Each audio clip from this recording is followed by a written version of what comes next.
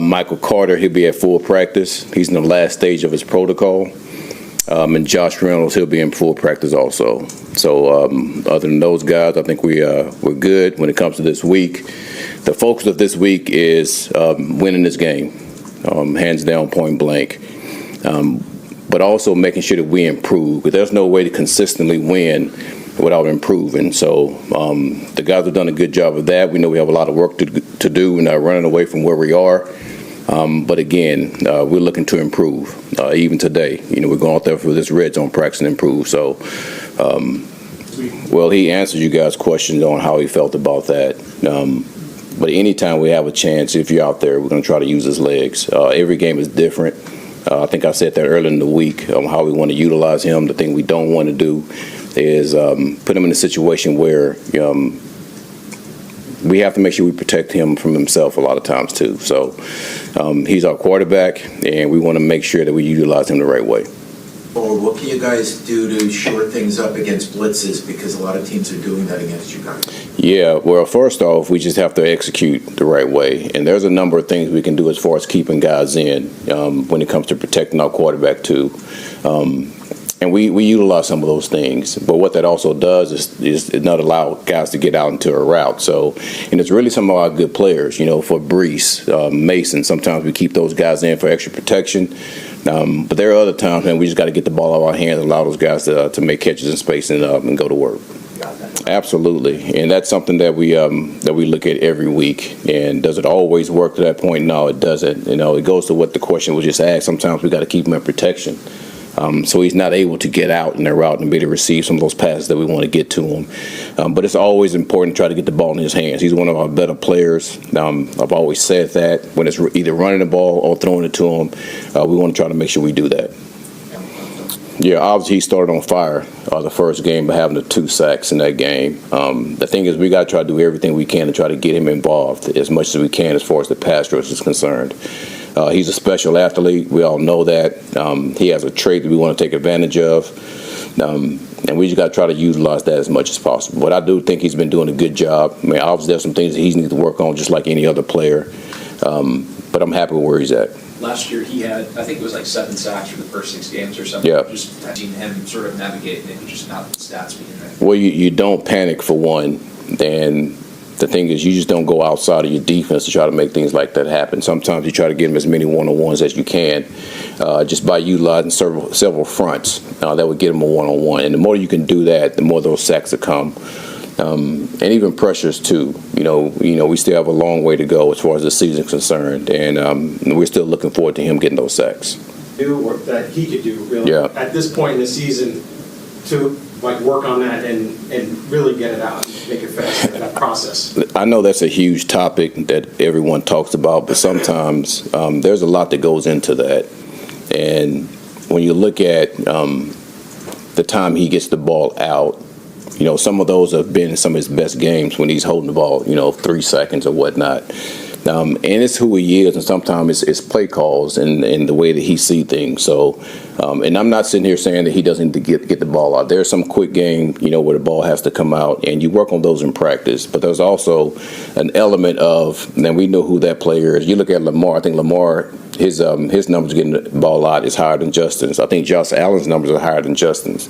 But I think everybody tends to see who those guys are and understand that. And for some reason, they don't understand Justin. But listen, I'm not sitting there saying that there's some times where he got to get the ball out. He knows that.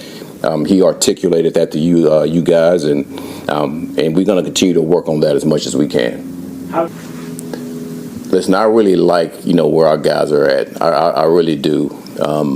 But just like any other team, just like any other player, there's room for improvement. And I think, from last week, there's some things that we got to improve on when it comes to the pressures and things like that.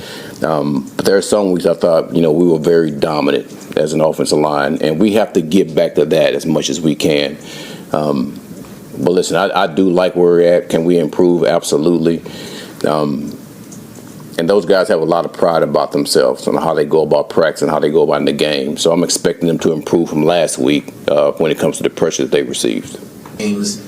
Is he still learning the route tree? Is he still getting comfortable with the offense? Why not a little more from him so far? for him? Well, I think he just learned in general as a rookie, and there's only so many balls that can go around when you have Gary, when you have Brees, when you have Mason, when you have all these guys.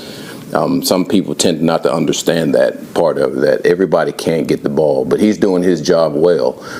Again, just like anybody else, there's some things that he can improve on, and we're not saying Garrett's not playing. All right, but if Garrett doesn't play, we have other guys that have to step up, and he's one of them. So that's one guy that can get more action when it comes to that. But we want to make sure that, man, Brees gets it, Mason gets it, obviously Arian, Josh, Lazard, all those guys get a chance to get the ball at some point. Make sure you don't allow him to do that. Well, that's a lot of guys.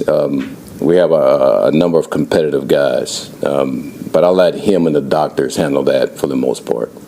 AJ, I'm curious, you've delivered the message in here a few times. Yeah. You know better than anybody. Absolutely. These careers are not forever, right? Yeah. How do you talk to Quinn about that? Man, that's a really good question, because those are the hardest conversations to have, especially when you're talking to a group of young guys and getting them to understand that, man, there has to be a foundation that has to be set. And before you can consistently win, I keep saying that word because there's things you have to do to consistently win. And before you can do that, there's groundwork that has to be laid.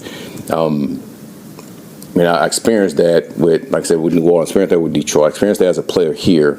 And when you're talking to a player like that, like he's a huge part of what we're doing, and his leadership will continually help with that. So kind of directing that message more on, man, your leadership, the way that you operate, the way that you influence the other guys. And I know that you've been in the league 7 years, but who says we can't get this thing going by this week?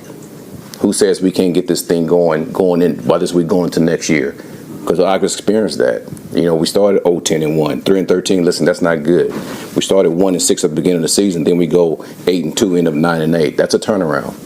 And we're fighting for the playoffs, so that's a meaningful game for him to be a part of. So I've been a part of that, and those are my conversations with him. Is just like I tell the fans, like I tell you guys, don't let go of the road, because there's still a lot more time to get this thing done, and we are building a foundation to make sure there's stability in what we're doing. I understand we're 0-6. I'm with you, man, but we're trying to build something to move forward. For a few months. Yeah. And someone that's relatively new but had such a great game the previous week. Well, both of those guys will have packages where they'll be playing, but the thing is, we got to make sure that Michael Carter finishes out his stage as far as protocol is concerned. But when it comes to practice, we have packages for both of those guys. Listen, we can't deny that Brownlee did a really good job last week, but we also can't deny that Michael Carter's done a good job too. So when you have two players like that, you just make packages for both of those guys to be on the field.